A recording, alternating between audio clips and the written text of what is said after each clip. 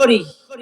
এই সমাজ, এই দেশ, এই স্বাধীনতা, এই দেশের মধ্যে সবচেয়ে ইসলাম প্রেমিক, কোরআন প্রেমিক, হাদিস প্রেমিক যারা আছে তারা কখনোই কিন্তু এক আলেমের বিরুদ্ধে আর এক আলেমের বিরুদ্ধে লাগে না।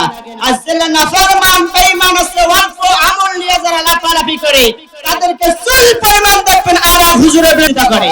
তারা নিজে নিজে ভাবে যে আমি বা কি হয়ে গেছি, আমি বা নিজে নিজে কি হয়ে গেছি, চুল পরিমাণ কিছু কিছু হতে পারে নাই। এই সমাজের মধ্যে আপনি আলেম হয়েছেন, কিন্তু গণপর আলেম হয়েছেন, আমার মতন লম্বা টুপি মাথায় দিয়েছেন, লম্বা পাঞ্জাবি গায়ে দিয়েছেন, রিসার্চ করে দেখবেন কিন্তু চুল পরিমাণ ভেতরের মধ্যে তলা নাই, খালি একটা তলা আছে, শুধু কন্ট্রোলটা নিয়ে কিন্তু বাংলাদেশের মধ্যে বাজি করে। কিন্তু যদি আপনি আমি যদি ভাবি, যখন আমরা পবিত্র কোরআন, একটা কোরআনের হাফেজ, যখন দেখবেন ফজরের নামাজের সময় যেন আজান শুরু হয়ে যায়, ফজরের নামাজের আজান যখন শুরু হয় তার আগে 3 ঘন্টা আগে অথবা 2 ঘন্টার আগে রাত 3টার সময় ওঠে, রাত 3টার সময় ওঠে। একটা বড় লোকের বাড়িতে দেখবেন একটা মানুষ যখন রাত 3টার সময় যখন ডাকাবেন, রাগে রাগান্বিত হয়ে বলবে এই বান্দাটা কেরা, একে দৌড়াও দৌড়াও তাড়াতাড়ি মার। আর একটা কোরআনের হাফেজরা দেখতেন যখন রাত 3টার সময় উঠে যখন কোরআনের গুণগান গায়, আল্লাহ রাব্বুল আলামিন জানিয়ে দেয় তাদের সহায় আমি আল্লাহ রাব্বুল আলামিন তাদেরকে বাড়িয়ে দেই। জোরে বলি সুবহানাল্লাহ। আপনি ভাবেন একটা কোরআনের হাফেজ রাত কয়টার সময় ওঠে? 3টা 4টার সময় ওঠে। তারা কিন্তু একটা প্রকৃত আলেম নিয়ে, ইবাদত নিয়ে একটা বরবাদের রাস্তা যায় না, তারা ইবাদতের একটা ভান্ডার নিয়ে বসে। আর আপনি আমি যে রাত সারা রাত 12টা পর্যন্ত আপনি বাজারের মধ্যে কেটে দিলেন, বাজারের মধ্যে কেটে দেওয়ার পর আপনার ফজরের নামাজের সময় কথা বলা হয়েছে ফজরের নামাজ পড়েন, অথচ আপনি ফজরের নামাজ পড়েন না। অথচ একটা কোরআনের হাফেজ দেখবেন ফজরের নামাজের আগে দেখবেন আল্লাহর গুণগান গায় না শয়তানের গুণগান। কার গুণগান গায়? এক কথা বলেন না, এখানে কার গুণগান গায়? আল্লাহর গুণগান গায়। অথচ কোন ব্যক্তি নাস্তিক বেঈমানদের গুণগান গায় না। আর আমাদের সমাজের মধ্যে টাকা যার আছে তার স্লোগান আছে, আর আমাদের সমাজের মধ্যে যার টাকা নাই তার কোনো স্লোগান। আমাদের সমাজের মধ্যে যেমন আমাদের কাজী সাহেব আছে, যদি বলি আমি যে কাজী সাহেবকে যদি বলি পবিত্র কোরআনের ভালোবাসা উনি সবকিছু জানে, এখন যদি আমি বলি যে না না এটা আপনাকে ব্যর্থ করা হবে, উনি জীবন সারি দেবে, তার কিন্তু কোরআনের বিরোধিতা করবে না। আর আমাদের সমাজের মধ্যে এমনও লোক আছে টাকার কাছে বিক্রি হয় কি হয় না? কথা বলেন, হয় কি হয় না? টাকার কাছে বিক্রি হয়। উনি এই যে পরশু দিনকে গতকালকের ঘটনা, আমাদের সমাজের মধ্যে কাদিয়ানীদেরকে মুসলিম ঘোষণা করার জন্য ফতোয়া নবুয়তের জন্য তারা একটা মাঠের মধ্যে আয়োজন করেছিলেন। ফতোয়া নবুয়তের মধ্যে মাঠের মধ্যে একটা আয়োজন করেছিলেন কাদিয়ানীদেরকে মুসলিম ঘোষণা করার জন্য। এমন অনেক আলেমরা আছে তারা কিন্তু নিচে বসে আছে, আর যেটা জীবনে নামাজ পড়ে না সেটা কিন্তু চেয়ারে বসে আছে। অথচ ওনাকে প্রশ্ন করা হয়েছিল যে মুসলিম ঘোষণা করে দেওয়া হোক, উনি বলছিল যে এটা কিন্তু এই সময় আইন দেওয়ার জন্য দরকার না। তাহলে ভাবেন তো দেখি, উনি যদি ওই সময় বলতো তাহলে একটা কিন্তু বাস্তবতা ছিল। আর আমার এমন একটা পীর সাহেব দাঁড়াইছে, যে কোনো রফিকুল ইসলাম সাহেব কথা বলতে যায় পেছন দিয়ে তাকে নিয়ে দেয় যে কথা বলা যাবে না, জামায়াতে ইসলামের কথা বলা যাবে না। আচ্ছা বলেন তো দেখি এই সমাজের মধ্যে নাস্তিক জন্ম দেয় আমরা না আরো আরেক দল আছে? কারা? আরো এক দল আছে নাস্তিক জন্ম দেওয়ার জন্য। এরকম ভেবে রাখেন, আপনি যে কথা বলতে দিলেন না, আপনার সম্মান কখনো করলো না। অর্থাৎ যে ব্যক্তিরা কথা বলতে দিলেন না তার সম্মান আকাশ চুম্বি আল্লাহ রাব্বুল আলামিন করেছেন। সুবহানাল্লাহ। রফিকুল ইসলামের সাহেবের কিন্তু কোনো ব্যর্থতা, অথচ তাকে যখন পেছন দিক দিয়ে টান দিলেন শেষ পর্যন্ত উনি বললেন, মুস্কি হেসে দিয়ে বললেন কোনো সমস্যা নাই। তারপরে কিন্তু ওনার কথা উনি বলে গিয়েছিলেন, দ্বীনের কথা বলে গিয়েছিলেন। এই জন্য আল্লাহ রাব্বুল আলামিন জানিয়ে দেয়, ইয়া আইয়ুহাল্লাযীনা আমানু তাকুল্লাহা হাক্কা তুকাতিহি ওয়ালা তামুতুন্না ইল্লা ওয়া আনতুম মুসলিমুন। জোরে বলি আল্লাহু আকবার। আপনারা একটু বসেন, আপনারা বসবেন, আমাদের একটু সুবিধা হবে। এই জন্য আল্লাহ রাব্বুল আলামিন জানিয়ে দেয়, বান্দারা তোমাদেরকে বিবেক দিয়েছি বুঝার জন্য, তোমাদের কান দিয়েছি আমি আল্লাহ শোনার জন্য, তোমাদের চক্ষু দিয়েছি আমি আল্লাহ দেখার জন্য। তোমাদেরকে আমি আল্লাহ সব কিছু দিলাম আমার ইবাদত করার জন্য। আল্লাহ রাব্বুল আলামিন জানিয়ে দেয়, কুল ইন্নাল মাউতি ফাফিরুনা ইলাল্লাহ। আমি আল্লাহ তোমাকে কোরআন দিয়েছি পূজার জন্য। আমি আল্লাহ তোমাকে সর্বপ্রথম আয়াতটা দিয়েছি আলহামদুলিল্লাহি রাব্বিল, এক কথা বলেন আলহামদুলিল্লাহি রাব্বিল আলামিন। সমস্ত প্রশংসার মালিক কে? সমস্ত প্রশংসার মালিক কে? হায়াতের মালিক কে? জবাব দিয়ে বলেন হায়াতের মালিক কে? মউতের মালিক কে? যে আল্লাহ আপনাকে হায়াত দিয়েছেন সেই আল্লাহ আবার দুনিয়ার জমিন থেকে বিদায় করে দেওয়ার শক্তি আছে না নাই?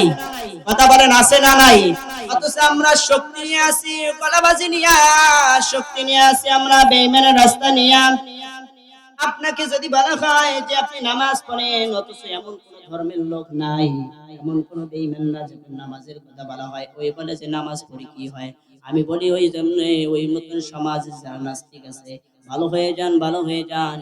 আপনি যদি ভালো হন আপনার জন্য আরো 10-15টা ভালো হয়ে যাবে, আর আপনি যদি খারাপ হয়ে যান দেখবেন আরো 10-15টা কিন্তু খারাপ হয়ে যাবে। এই জন্য আল্লাহ রাব্বুল আলামিন জানিয়ে দেয়, আপনি ভালো, আপনি যদি ভালো করতে না পারেন, আপনার সমাজের মধ্যে একজন যোগ্য আলেম আছে, আপনার সমাজের মধ্যে একজন যোগ্য মুরব্বী আছে, আপনি তাদেরকে রিসার্চ না করে নাস্তিক বেঈমানরা যখন সাপোর্ট দেয় তাদের প্রতি আপনি সাপোর্ট দিবেন।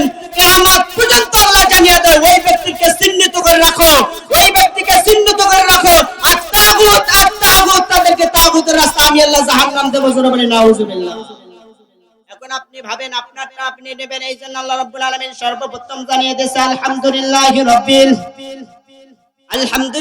রাব্বিল আলামিন। আমি আল্লাহ প্রশংসার মালিক, আমি আল্লাহ সবকিছুর মালিক, আমি আল্লাহ বান্দাদেরকে বাঁচানোওয়ালার মালিক, আমি আল্লাহ দুনিয়ার জমিন থেকে তোমাদেরকে বিদায় করার মালিক।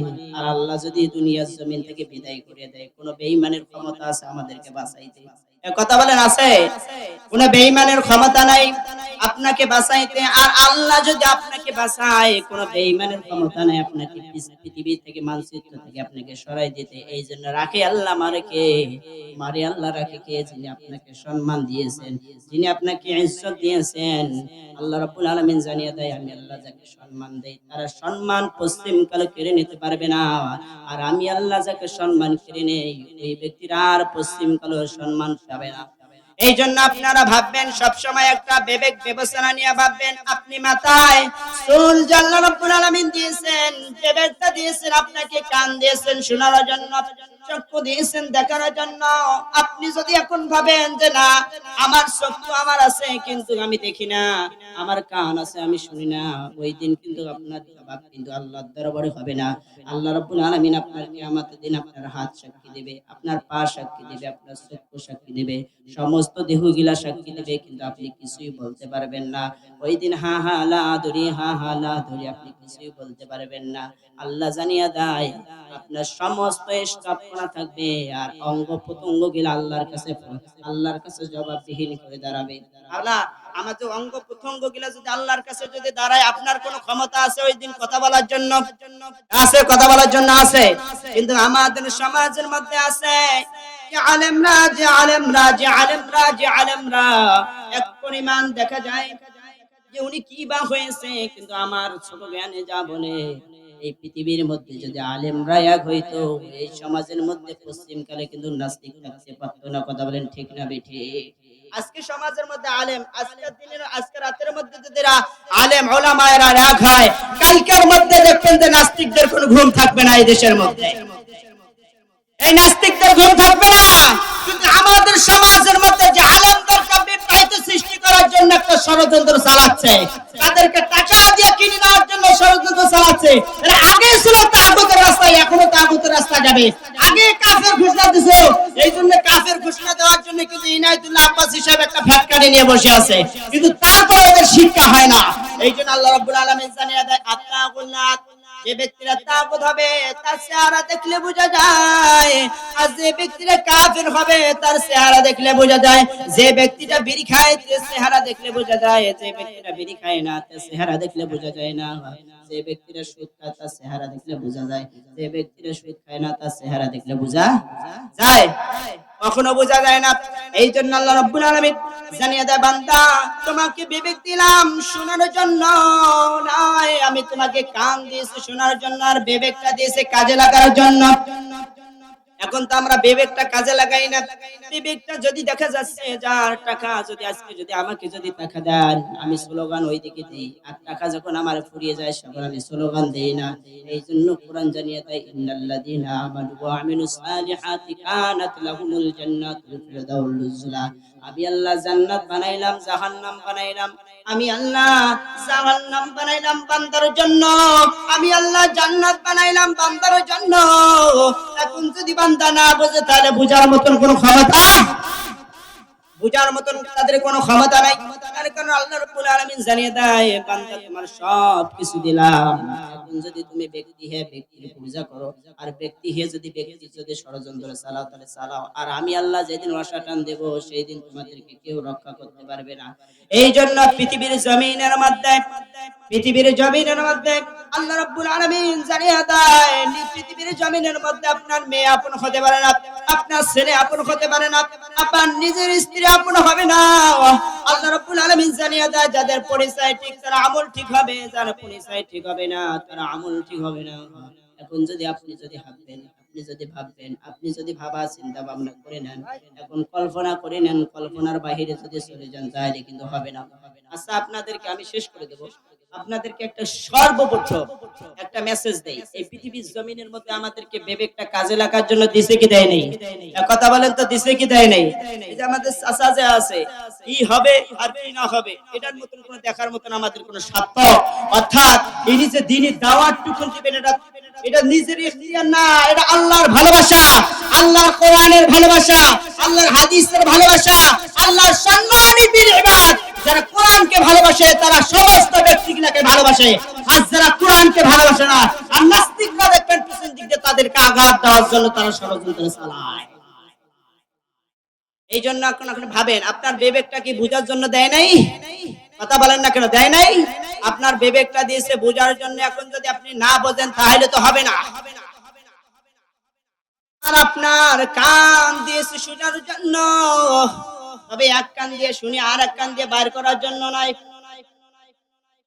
আপনি কোরআনের বিরোধিতা করবেন, আপনি কোরআনের আইন মানবেন না, আপনি আল্লাহর আইন মানবেন না, তা কার আইন মানবেন? শয়তানের আইন। শয়তানের আইন মানলে তো আপনার হবে না।